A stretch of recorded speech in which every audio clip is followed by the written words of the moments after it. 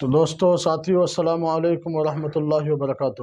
ایک بار پھر میں اپنے چینل اہل سنت اسٹڈی آفیشیل پر آپ کے لیے ایک خاص ٹاپک کے ساتھ آیا ہوں، اور اس کی ضرورت اس لیے پڑی کہ جو ہے ہمارے یہاں مدرسے میں چھوٹے بچوں کا امتحان ہونے کے لیے جا رہا، جس میں نماز کا ان کے لیے اہم ٹاپک رہے گا۔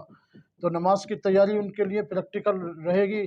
میں نے سوچا ایک ویڈیو آپ کے لیے بھی بنا دوں، تاکہ ہم جو نماز پڑھتے ہیں اور نمازوں میں ہم جو کمیاں کرتے ہیں، اگر ہم آج کی یہ ویڈیو دیکھ لیں گے تو انشاءاللہ تعالی ہماری جو نماز کی کمیاں ہیں وہ دور ہو جائیں گی۔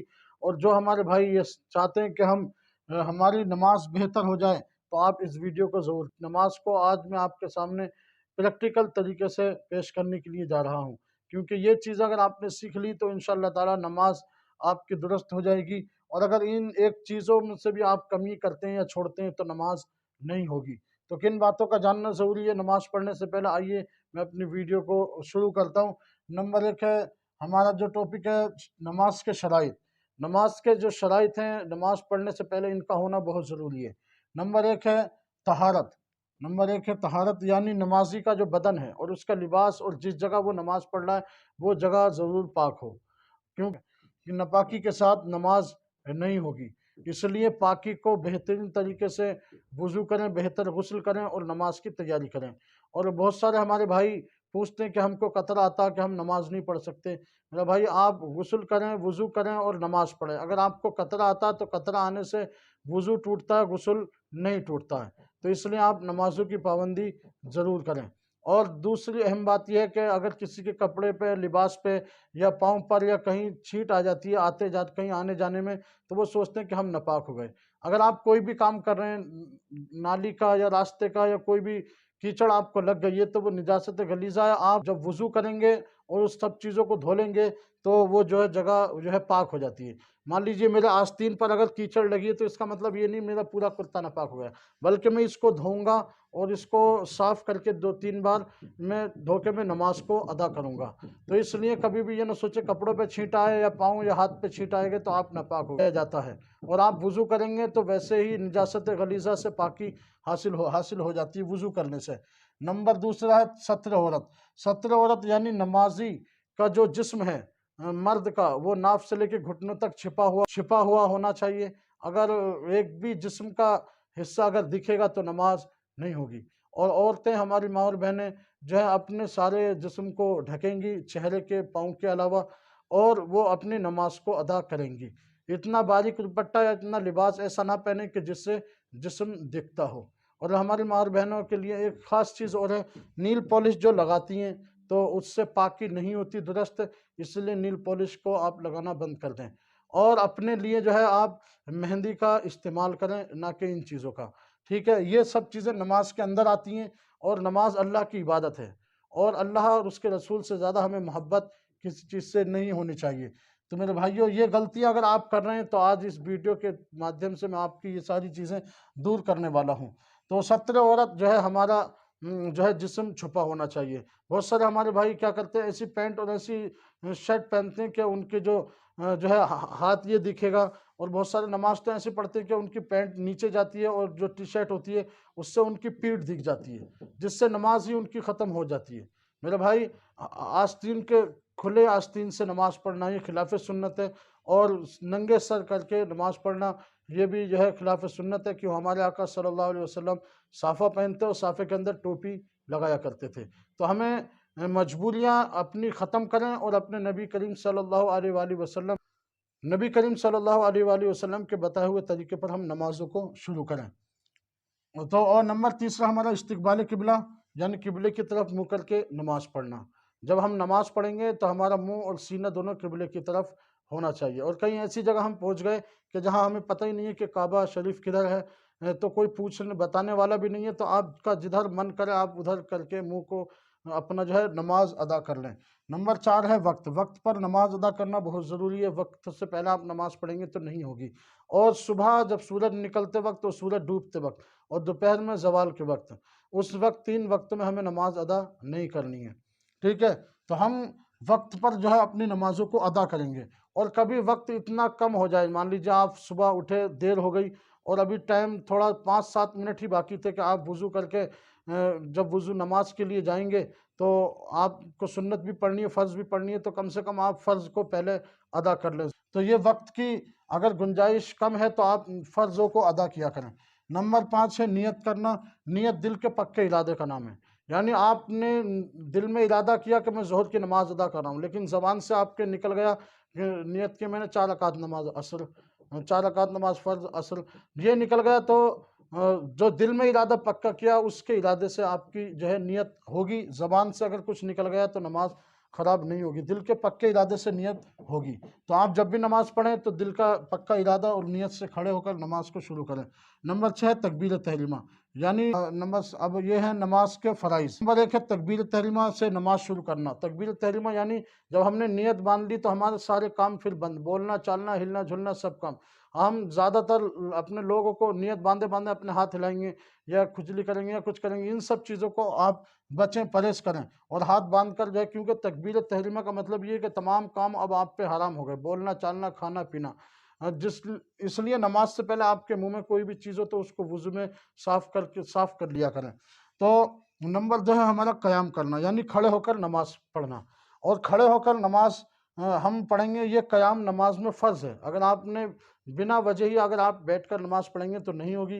اگر بیماری ہے، بیماری کے بڑھ جانے کا اندیشہ ہے تو آپ بیٹھ کر کے نماز پڑھ سکتے ہیں۔ نمبر 3 ہے ہمارا قرات کرنا۔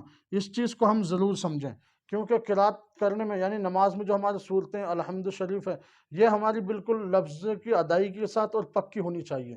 اگر ہمارا الحمدللہ رب العالمین صورت ہے، اگر ہماری یہ کچی یاد ہے اور مان لیجیے اس کی ادائیگی ہماری اچھی نہیں ہے تو ہمیں اس کی ادائیگی درست کرنی پڑے گی۔ اور قل هو اللہ احد اللہ الصمد، اللہ الصمد کسی نے کہہ دیا بڑا شین تو یہ نماز سے آپ باہر ہو جائیں گے۔ تو اس لیے آپ حروف کی ادائیگی کو سیکھیں، تھوڑا ٹائم نکالیں اور اللہ کی رضا کے لیے، اور نمازوں کو آپ ضرور سیکھیں۔ تو قرات کرنا یعنی اتنی آواز سے آپ قرات کریں نیت باندھ کے کہ آپ کے کانوں تک آواز جائے، نہ کہ دوسروں کو آواز جائے۔ جب نماز ہم بہت سارے لوگ کیا کہ نیت باندھی اور من ہی من میں نماز پڑھ رہے ہیں، تو جو آپ من میں سوچ کر کے نماز نہیں، نماز جو ہے قرات جو ہے زبان سے ہوتی ہے، تو آپ بول کر کے زبان سے حروفوں کو ادا کر کے آپ نماز ادا کریں۔ اگر آپ نے زبان سے حروف ادا نہیں کیے اور آپ کے کان تک آواز نہیں جا رہی، یعنی آپ خود بھی نہیں سن سکتے، تو آپ کی نماز نہیں ہوگی۔ نمبر 4 ہے ہمارا رکوع کرنا۔ یہ امیج میں دیکھیں آپ، یعنی کمر کو بالکل بچھا دیں اور ہاتھ اپنے یہ گھٹنوں تک لے جائیں۔ اگر آپ اس طرح سے نہیں کرتے تو آپ کی نماز نہیں ہوگی، کیونکہ رکوع آپ کا بہتر ہونا چاہیے۔ نمبر 5 ہے سجدہ کرنا۔ سرکار کریم صلی اللہ علیہ وآلہ وسلم نے فرمایا کہ مجھے حکم ہے کہ میں 7 چیزوں پر سجدہ کروں، یعنی پیشانی اور یہ دونوں ہاتھ اور دونوں گھٹنے، یہ کتنے ہو گئے 5، اور دونوں پاؤں کے پنجے، یہ 7 ہڈیوں پر سجدہ آپ کریں۔ اگر ایک پاؤں، بہت سارے لوگ کیا غلطی کرتے ہیں کہ ان کے پاؤں کے پنجے جو ہیں، انگلیاں جو ہیں وہ ٹکتی نہیں ہیں۔ اگر ایک بھی پاؤں کا پنجہ زمین پہ نہیں ٹکا اچھے سے تو نماز نہیں ہوگی۔ اس لیے میرے بھائیو یہ سوچ لیں، تھوڑے دن آپ کو تکلیف ہوگی پاؤں کو موڑنے میں، سیکھنے میں، لیکن آپ جیسے جیسے کرنے لگ جائیں گے تو آپ کی نماز بہتر ہو جائے گی۔ اور اگر آپ کے دونوں پاؤں اگر زمین پہ نہیں ٹکے تو آپ کی نماز نہیں ہوگی۔ نمبر 6 ہے قاعدہ اخیرہ، یعنی جب آپ 4 رکعت نماز پڑھ رہے ہیں تو بعد میں جب چوتھی رکعت پوری ہو جائے گی التحیات، تو یہ قاعدہ اخیرہ ہوتا ہے، تو اس کو آپ جو ہے پورا کریں۔ اگر آپ بھول کے 5ویں رکعت کے لیے کھڑے ہو گئے تو آپ واپس بیٹھ جائیں اور سجدہ سہو کر کے اور اپنی نماز کو پورا کر لیں، کیونکہ اس میں چوتھی رکعت میں قاعدہ فرض ہے، اور اگر آپ نے یہ چھوڑ دیا تو نماز نہیں ہوگی۔ نمبر 7 ہے خروج بسمعہ، یعنی سلام کے ساتھ نماز سے باہر آنا، قصداً کوئی ایسا کلام نہ کرنا جس سے نماز ختم ہو جائے۔ اب آتے ہیں نماز کے واجبات کی طرف۔ یہ وہ کمیاں ہیں جو اکثر لوگ کرتے ہیں، جن سے نماز میں جو ہے چیزیں چھوٹتی ہیں، اور نماز کے واجبات جو ہیں وہ 14 ہیں۔ کچھ خاص چیزیں جو یہاں پر لکھ دی گئی ہیں۔ نمبر 1 ہے فرض نماز کی پہلی 2 رکعتوں میں قرات کرنا، یعنی فرض نماز جو ہے 4 رکعت فرض آپ نماز پڑھ رہے ہیں عصر کی، تو 2 رکعتوں میں الحمد کے ساتھ سورت ملانا۔ نمبر 2 ہے فرض نمازوں کی پہلی 2 رکعتوں میں الحمد کے ساتھ سورت ملانا واجب ہے۔ اگر ایک رکعت میں ملانی اور ایک میں آپ نے نہیں ملائی تو پھر آپ کی نماز جو ہے آپ پر سجدہ سہو واجب ہو جائے گا اور آپ آخری رکعت میں سجدہ سہو کریں گے، ٹھیک ہے، سجدہ سہو جو ہے آپ کریں گے۔ اور نمبر 3 ہے 3 وتر सुन्नत या नफल नमाज की हर रकात में अलहम्दु के साथ सूरत मिलाना। जब आप 4 रकात सुन्नत पढ़ना है या वितर पढ़ना है या नफल नमाज पढ़ना है तो अलहम्दु के साथ आपको हर रकात में सूरत मिलानी है। 4 रकात की आप नमाज पढ़ रहे हैं तो 4 रकात में अलहम्दु के साथ आपको सूरत मिलानी है। अगर एक भी रकात में आपने अलहम्दु के साथ सूरत नहीं मिलाई तो आपको जो है नमाज में सजदा सहव करना पड़ेगा, और सजदा सहव भी नहीं करा तो आपकी नमाज आपको वापस पढ़नी पड़ेगी। नंबर 4 है सूरह फातिहा का सूरत से पहले पढ़ना। नंबर 5 है किरात, रुकू और सजदा और रकात में तरकीब करना, यानी तरकीब के साथ आप नमाज पढ़ें। आप सूरत भी पढ़ लें तो पहले अल्हम्दुलिल्लाह, पहले अलहम्दुलिल्लाह पढ़ लें और फिर उसके बाद जो है आप कुल हुवल्लाहु अहद पढ़ लें। कभी भी ऐसा ना करें पहले कुल पढ़ लिया और पहली वाली रकात में बाद में आप अलहम्दुलिल्लाह पढ़ लें। तो सूरत की तरकीब करें और अपनी रकात में रुकू और सुजूद की भी जो है तरकीब बनाए रखें। अगर आपने आगे पीछे की तो आपका जो है वाजिब छूट जाएगा, क्योंकि तरकीब के साथ किरात करना वाजिब है।